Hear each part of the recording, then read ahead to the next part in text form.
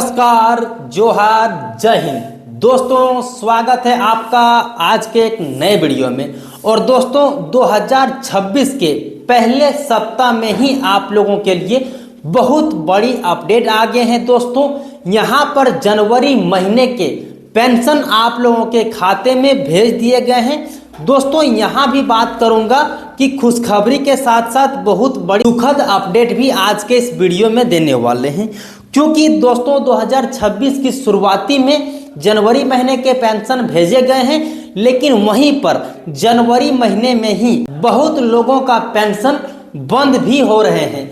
दोस्तों आज के इस वीडियो में मैं दिखाऊंगा कि आप लोगों को जनवरी महीने में जो पेंशन की राशि मिली हुई है वो 1000 रुपये मिले हैं या फिर 2500 रुपये मिले हैं। आज के इस वीडियो में मैं सारे कुछ दिखाने वाला हूं। दोस्तों वीडियो में आगे बढ़ने से पहले आपसे एक छोटा सा रिक्वेस्ट है कि यदि आप इस चैनल पर पहली बार आए हैं और आप चाहते हैं वृद्धा विधवा दिव्यांग पेंशन योजना से जुड़ी सटीक जानकारी, तो चैनल को सब्सक्राइब कर लें, क्योंकि पेंशन योजना से जुड़ी हर एक अपडेट आपको इसी यूट्यूब चैनल के माध्यम से सबसे पहले और सबसे सटीक तरीके से पहुंचाए जाते हैं। तो दोस्तों यहाँ पर देख सकते हैं वृद्धा विधवा दिव्यांग पेंशन योजना को लेकर के बहुत बड़ी अपडेट आए हैं। आज 2500 रुपया भेजा गया है, इन जिलों में भेजा गया है दोस्तों, और इन लोगों का पेंशन बंद हो रहे हैं। तो आज के इस वीडियो में सारे कुछ आप लोगों को सिलसिलेवार तरीके से बताने वाले हैं, इसीलिए आप लोगों को वीडियो को पूरा अंत तक देखना है। अगर आप बीच में स्किप कर दोगे तो बहुत सारी चीज़ों को आप मिस कर दोगे, जो कि फिर आप लोगों को दोबारा नहीं मिलने वाले हैं। दोस्तों यहाँ पर आप अपडेट को देख पा रहे होंगे, डीसी रांची के द्वारा अभी से कुछ ही घंटों पहले ये पोस्ट किया गया है, जिसमें यहाँ पर लिखा हुआ है सर्वजन पेंशन योजना अंतर्गत रांची जिले में पेंशनधारियों को जनवरी महीने की पेंशन राशि का भुगतान कर दिया गया है। उपायुक्त सह जिला दंडाधिकारी श्री मंजुनाथ भजंत्री निर्देशानुसार राज्य संपोषित सर्वजन पेंशन योजना अंतर्गत जिले में कुल 2,50,309 लाभुकों के बैंक खाते में पेंशन योजना की राशि डीबीटी के माध्यम से ट्रांसफर कर दिए गए हैं। दोस्तों अभी जो आप अपडेट को देख रहे हैं वो सिर्फ और सिर्फ रांची जिले के बारे में अपडेट है दोस्तों, जिसमें रांची जिले के 2,50,309 लाभुकों को वृद्धा पेंशन, विधवा पेंशन और दिव्यांग पेंशन योजना की राशि जो है वो भेज दिए गए हैं। मतलब यहाँ पर ये समझो कि रांची जिले में सभी लोगों को पेंशन के पैसा मिल गए हैं। और दोस्तों अगर आप रांची से ये वीडियो को देख रहे हैं और आपको पेंशन नहीं मिल रहा है तो आप कमेंट करिएगा। दोस्तों मुख्यमंत्री राज्य आदिम जनजाति पेंशन योजना, HIV एड्स पीड़ित व्यक्ति सहतार्थ पेंशन योजना, मुख्यमंत्री राज्य वृद्धावस्था पेंशन योजना, मुख्यमंत्री राज्य निराश्रित महिला सम्मान योजना, स्वामी विवेकानंद निःशक्त स्वावलंबन प्रोत्साहन योजना, ट्रांसजेंडर तृतीय लिंग के व्यक्ति हेतु मुख्यमंत्री राज्य सामाजिक सुरक्षा पेंशन योजना, लाभुकों के बैंक खाते में 1,000 रुपये का 25,03,09,000 रुपये की राशि डीबीटी के माध्यम से भुगतान कर दिए गए हैं दोस्तों, जो कि जनवरी महीने की पेंशन है। यहाँ पर आप देख सकते हैं जनवरी में सर्वजन पेंशन योजना अंतर्गत लाभुकों की संख्या निम्न प्रकार से है। दोस्तों यहाँ पर जो अपडेट आए हैं दोस्तों, इसमें यह बताया गया है कि जनवरी महीने 2026 की पेंशन राशि आप लोगों के खाते में भेज दिए गए हैं दोस्तों यहाँ पर भी आपने देखा कि आप लोगों को इस बारी भी जो पेंशन की राशि भेजी गई है वो 1,000 रुपये भेजे गए। अभी तक आप लोगों की पेंशन की राशि नहीं बढ़ी है, लेकिन सरकार की घोषणाएं बस घोषणाएं प्रतीत होते हुए नजर आ रहे हैं। अब देखना ये होगा कि कब आप लोगों के पेंशन बढ़ेंगे। दोस्तों मुख्यमंत्री राज्य आदिम जनजाति पेंशन योजना, HIV पीड़ित व्यक्ति सहतार्थ पेंशन योजना, दोस्तों यहाँ पर सभी लाभुकों का लिस्ट आ जाता है कि किस पेंशन योजना के कितने लाभार्थी हैं, यहाँ पर देख सकते हैं। दोस्तों अगर आप लोगों को योजना का लाभ लेना है तो उसके लिए आप लोगों को बैंक खाते में आधार सीडिंग करवाना अनिवार्य है। दोस्तों राज्य संपोषित सर्वजन पेंशन योजना अंतर्गत जिले में लाभुकों को जनवरी 2026 की पेंशन राशि बैंक खाते में भुगतान कर दिया गया है। जिन भी लाभुकों को पेंशन की राशि भुगतान नहीं हुआ है उन्हें अपने बैंक खाते से आधार सीडिंग करवाना अनिवार्य है। साथ ही जिला प्रशासन द्वारा योजना अंतर्गत लाभुकों से अपने संबंधित प्रखंड अंचल में भौतिक सत्यापन कराने का अनुरोध किया गया है, ताकि उन्हें योजना का लाभ निरंतर मिलता रहे।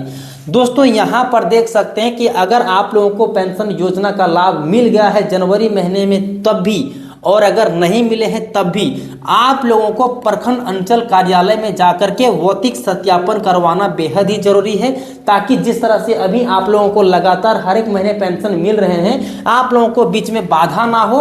अगर आप इन चीज़ों को भौतिक सत्यापन नहीं कराते हैं तो आने वाले समय में आप लोगों का पेंशन योजना रुक भी सकती है। अब दोस्तों यहाँ पर देख सकते हैं कि बहुत सारे लोगों का पेंशन योजना मिलना बंद हुआ है। दोस्तों किसको किसको नहीं मिलने वाले हैं? दोस्तों जिनका केवाईसी पूरा नहीं हुआ है, जिसका आधार केवाईसी नहीं हुआ है, बैंक अकाउंट आधार से लिंक नहीं है, ऐसे मामले में पेंशन अस्थायी रूप से रोका जा सकता है। दोस्तों यहाँ पर यह कहा जा रहा है कि जिन लोगों का आधार में केवाईसी नहीं है, जिसके बैंक में केवाईसी नहीं है, उन लोगों का रोक लगा दिया गया है। जिनका बैंक खाता बंद या निष्क्रिय है, दोस्तों अगर आपने फॉर्म भरते समय आपने जिस भी खाता का नंबर दिया था वो खाता अगर आपका निष्क्रिय है, लंबे समय से उसमें किसी प्रकार से ट्रांजैक्शन नहीं हो रहा है, पैसा वापस चला जाता है और पेंशन रुक जाती है। दोस्तों यहाँ पर कहा जा रहा है कि अगर आपने स्टेट बैंक में खाता खुलवा लिया था और अभी आप उसमें ट्रांजैक्शन नहीं कर रहे हैं, तो वो खाता में सरकार आप लोगों के खाता में पैसा भेजती है और वो पैसा फिर लौट के सरकार के पास चला जाती है। जिनकी आय सीमा अधिक है, दोस्तों यहाँ पर कहा गया है कि अगर आप पेंशन योजना लेना चाहते हैं या फिर ले रहे हैं तो उसके लिए सरकार ने एक नियम फिक्स किया है। नियम क्या फिक्स किया है कि 1 लाख या फिर 2 लाख, अलग राज्यों में अलग अलग तरह के, कि अगर आपके 1 लाख से कम इनकम है तब आप पेंशन योजना का लाभ ले सकते हैं। अगर आपकी आय बढ़ जाती है तो पेंशन योजना को सरेंडर करना होता है, मतलब उसे वहीं छोड़ देना होता है। परिवार की आय सरकार द्वारा तय सीमा से अधिक ना हो, नौकरी लग जाने के बाद पेंशन राशि ले रहे हैं ऐसे लाभार्थियों को पेंशन अस्थायी रूप से बंद हो जाएगा। दोस्तों क्या है कि आप किसी कारणवश पेंशन ले रहे थे और आपकी नौकरी लग जाती है या फिर आपका इनकम बढ़ जाता है, तो उस केस में आप लोगों को पेंशन मिलना बंद हो जाएगा। चौथा अपडेट आप लोगों के सामने रह जाते हैं, गलत उम्र दिखाना। दोस्तों कुछ केस में आपने देखा होगा कि किसी व्यक्ति का 40 वर्ष उम्र है और उसने अपने आधार कार्ड में उम्र बढ़ा करके 60 वर्ष कर दिया है और उसके बाद से पेंशन योजना का राशि ले रहे हैं, तो उस केस में भी दोस्तों यहाँ पर पेंशन बंद हो रहे हैं। विधवा पेंशन में दोबारा शादी के बाद भी पेंशन लेना। दोस्तों यहाँ पर एक अपडेट ये भी आप देख रहे होंगे कि कई महिलाएं ऐसी हैं जो विधवा महिला के नाम पर पेंशन ले लेती हैं, बाद में फिर वो दूसरा शादी कर लेती हैं, उसके बाद भी वो पेंशन कंटिन्यू रखती हैं, तो उस केस में भी यहाँ पर पेंशन बंद हो रहे हैं। दिव्यांग प्रमाण पत्र फर्जी होना।